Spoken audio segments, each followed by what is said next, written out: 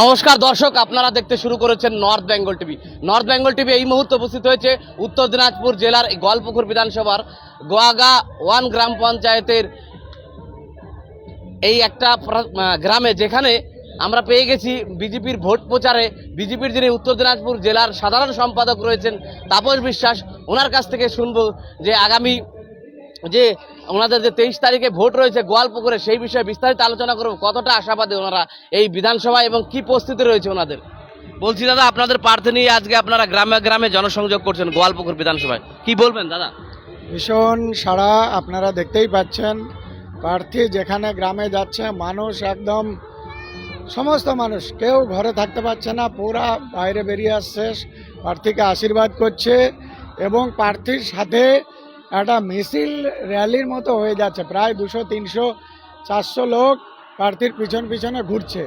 মানুষ এখন কবে ভোটটা কত তাড়াতাড়ি দিতে পারবে আর সেটার জন্য আর ধৈর্য ধরতে পারছে না।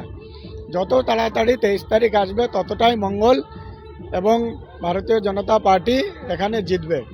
ভীষণ সাড়া পাচ্ছি আমরা। এবং কিছুদিন আগে চাকুলিয়া বিধানসভায় আপনাদের যে সর্বভারতীয় সভাপতি নীতিন নবীজির সভা হলো, বিরোধীরা বলছে সেখানে তেমন পরিমাণে লোক হয় না, কি বলবেন স্যার? দেখুন, কেন্দ্রীয় সভাপতি এসেছিল, একটা মাত্র বিধানসভার প্রোগ্রাম ছিল, সেখানে মাঠে জায়গা ছিল না। আমরা যে চেয়ার পেতেছিলাম 8,000 চেয়ার, সেখানে 8,000 চেয়ার ভর্তি হওয়ার পরে আরও বাইরে লোক দাঁড়িয়েছিল, প্রায় আরও 7-8 হাজার লোক। স্বাভাবিকভাবে লোক হয়নি, যে বিরোধীরা ভয় পাচ্ছে জন্য এসব ভুলভাল বলছে। দেখবেন ভোটের দিনে সেটা হবে, প্রমাণ হবে। ভারতীয় জনতা পার্টি যে পরিমাণে ভোট পাবে এটা মানুষ কল্পনা করতে পারছে না।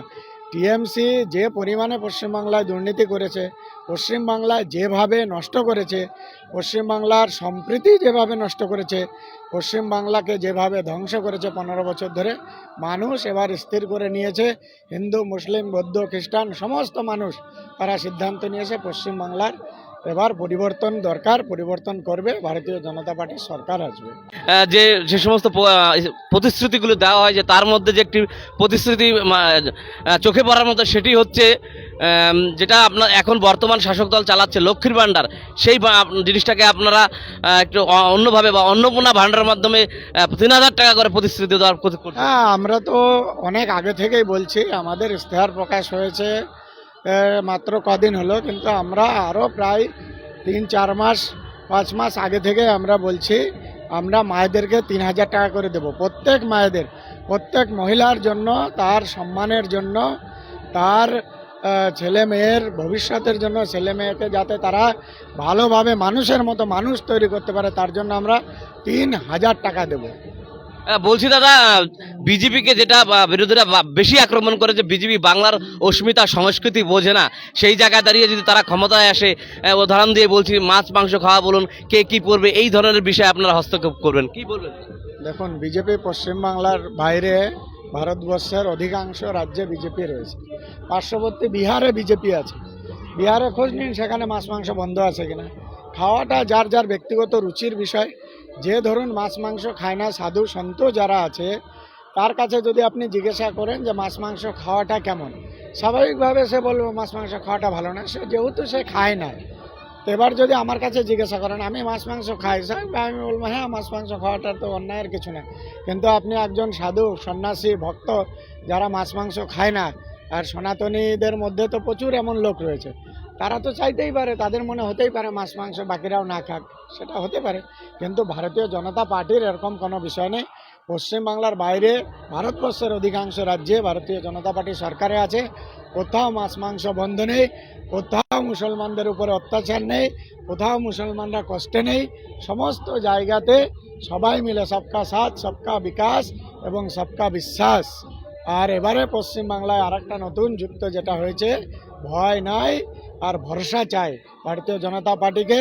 সমস্ত শ্রেণীর মানুষ, হিন্দু, বৌদ্ধ, খ্রিস্টান, শিখ, জৈন সবাই ভরসা করছে ভারতীয় জনতা পার্টিকে। এবার সরকার আসবে আর সেই ভরসার মর্যাদা ভারতীয় জনতা পার্টি রাখবে। এখানকার যিনি বিধায়ক রয়েছে তৃণমূলের, এবং উনি রাজ্যের মন্ত্রী ছিলেন, কিছুদিন আগে উনি গোয়ালপুকুর বিধানসভার শ্রীপুরে প্রচার করতে গিয়েছিলেন, তখন কিছুদিন আগে উনি একটা প্রতিশ্রুতি দিয়েছিলেন যে এই এলাকার রাস্তাটা আমরা করে দিব। কিন্তু আমরা প্রশ্ন করার পর উনি বলেছেন এটা টেন্ডার পাস হয়ে গেছে, নির্বাচনের পরে করে দেবে। কি বলবেন স্যার? দেখুন, দীর্ঘদিন যাবৎ শ্রীপুরের রাস্তা নয়, আরও অসংখ্য রাস্তা আমরা যে আজকে ঘুরে বেড়াচ্ছি, এই গোয়াগাঁও অঞ্চলেরও অসংখ্য রাস্তা খারাপ, ভীষণই খারাপ। এই রাস্তাঘাট করার দায়িত্ব কার? পশ্চিমবাংলা সরকারের। রাস্তাঘাট করার দায়িত্ব কার? গ্রাম পঞ্চায়েতের, পঞ্চায়েত সমিতির, জেলা পরিষদের। এই সমস্ত জায়গাতে জেলা পরিষদের উত্তর দিনাজপুর জেলার সর্বাধিনায়ক হচ্ছে আর আমাদের এখন গোয়ালপুকুরে যিনি দাঁড়িয়েছে তার ভাই।